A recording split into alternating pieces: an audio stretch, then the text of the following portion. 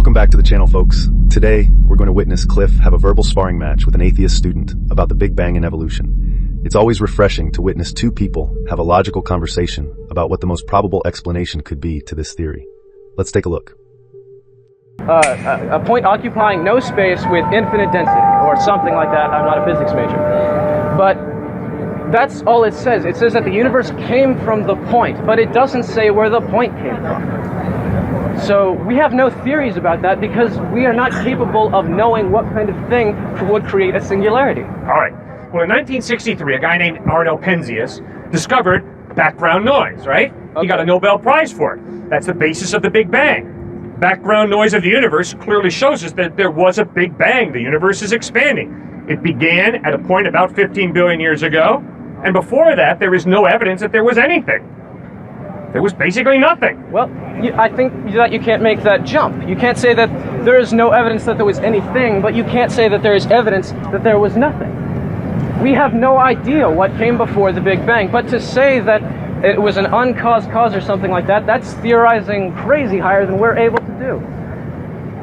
Albert Einstein saw very clearly the implications of the Big Bang.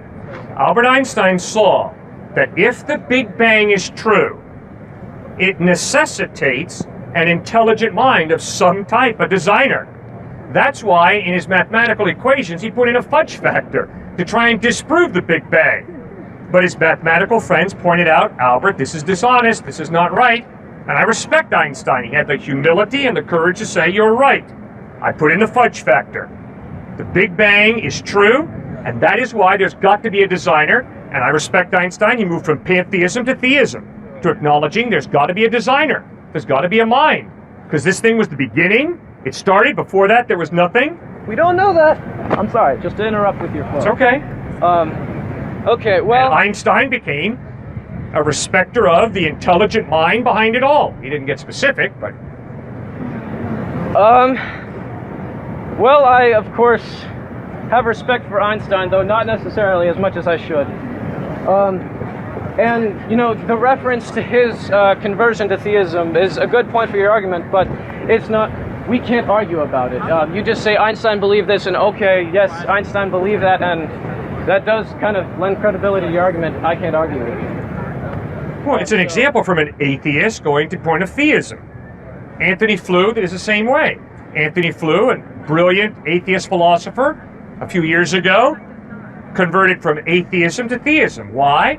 Because the order and design of the universe, which is being discovered in more and more intricate ways, points to a designer. And Anthony Flew said, I've got to follow the evidence. There's got to be some type of creator. Well, right now, excluding the references to smart people who converted to theism, right now we're talking about the Big Bang, and that's not, we haven't moved on to the complexity of the universe, though I would like to do so now. All right, go ahead. With, you know, okay, the human eye, or the complexity of life, because God knows it's so complex, and the ongoing complexity of the universe and physics and all of that. It is extraordinary, undoubtedly. But evolution explains how simpler things can become more complex. So, you know, the reason that you look to a designer when you see the Golden Gate Bridge, and the same with humanity, is because of its complexity. Mm-hmm. Golden Gate Bridge cannot form on its, own. Right. Because it's just so, we see patterns and symmetry, and we love it. Complex design. But evolution explains how simpler things can become more complex. Sure. We have timelines in evolutionary history, how different organs were used for different things, and how things changed and evolved, and not necessarily actually even became more complex, but just emerged to see like they had a function. And that is explainable by science, by something we think of nature. So God is not required, though it does kind of lend credibility to the argument, but God is not required. It's not proof. I agree it's not proof. But the question as a thinking human being is, what is most plausible? What is most reasonable to believe in light of the evidence?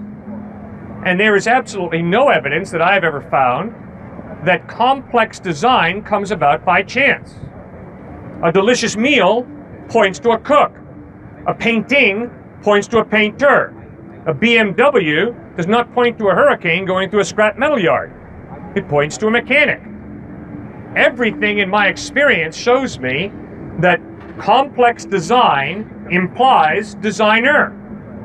So why would I part company with all my experience in life and say, but I think it's more reasonable to believe that the incredible complexity of the universe came about by chance? Okay. That's irrational for me. Cliffe makes a good point when he brings up the likes of Albert Einstein, someone who looked at the universe and through his calculations had no other reason but to acknowledge that there was an intelligent mind behind the harmony of the universe. And that atheist converted to theism because the evidence before him was too compelling to believe that the universe came about arbitrarily. Cliffe also answers the student convincingly when they talk about the complexity of life, where he argues that complex design is not necessarily proof, but it is evidence for a designer. When you look at a painting, you naturally assume there is a painter. When you look at vehicle, you assume there was a mechanic that designed it. And in the same way, when Cliffe looks at the universe, he finds it difficult to assume that there is no creator or designer for the world he lives in. Like Cliffe says, this is about what is the most plausible explanation for life. Again, we go to the complexity of the universe, but I'd like to stick to life for Sure. this. It's more specific. You bet. Again, we're talking about plausibility. Oh, I had a point. No, just keep it life. You're a great point. Life. Tell me about life. Okay. Well, it's actually what I overheard you talking about yesterday, and the exact words were, "Life is ridiculous without a God." Meaningless. You said ridiculous, but it doesn't All right, matter. ridiculous. It really doesn't matter. In the sense of meaningless. Okay. Then I misheard the context. It only had to we have not encountered any other life in the universe yet. So for all we know, it only happened once, and it only had to happen once. And the probability you need to measure is whether that was improbable given the size of the universe. I've heard some calculations that it isn't. Okay, great. Thanks for bringing up this point. It's one of the reasons, another piece of evidence for God's existence for me. So you as an atheist believe life comes from non-life. I could never believe that. Why? Because in my experience, life comes from life. It never comes from non-life. That's why it's far more reasonable for me to believe we come from an eternal living being, God, than it is for me to believe that the life that we have ultimately comes from non-life. Never once in my experience have I ever seen life come from non-life. I see life come from life all the time. Plant life comes from plant life. Animal life comes from animal life. Human life comes from human life. Never once have I seen life come from non-life. That's a piece of evidence for me that God exists. Because it's far more reasonable for me to believe that life on this planet comes from a living being than it is for me to believe life sprang from non-life by chance. Okay. Does that make sense? Yes. And I think I see what you're saying with it. And it was a very good argument. My compliments. It's the best I've heard. You know, it's a delight talking to you, by the way. Some people have an attitude that's incredible, but it's a delight talking with you, Russell. Thanks for treating me the way you do. I hope I'm treating you the same way. Well, yes, you have been. Actually. Good. But, all right. So, my point was that science does, life is incredible. Life is difficult to imagine having come from nothing. But given all of the facts that we have seen, there's no reason, you were saying you've seen life come from life and you don't see a reason why it could have not. But I say there is no reason to think that it could have not, given the size of the universe. Okay. Okay, but then my question is, wait a second. You believe in the Big Bang, right? I believe the scientists that tell me about the Big Bang believe it. Okay, I believe the evidence is the Big Bang occurred. It occurred about 15 billion years ago. So we don't have eternity for life to come about. We've got about 15 billion years, which means you're telling me that 15 billion years ago there's a Big Bang, and all of a sudden we have life coming from non-life on the order of a complex design that's off the charts, and you're saying that happened by chance. See, you don't have eternity. You got 15 billion years. And I'm saying, for me to believe that life can come from non-life in a 15 billion year span of time, I can't buy it. Well, it's so improbable. I would like to say, 15 billion years Yeah. is an incomprehensibly large number. It's a lot. we can comprehend sizes, of the hundreds, thousands, millions, but only mathematically can we understand things. And like even a year, we experience a year moment by moment, but to experience a whole year, we can't comprehend that. We can't comprehend the length of a year.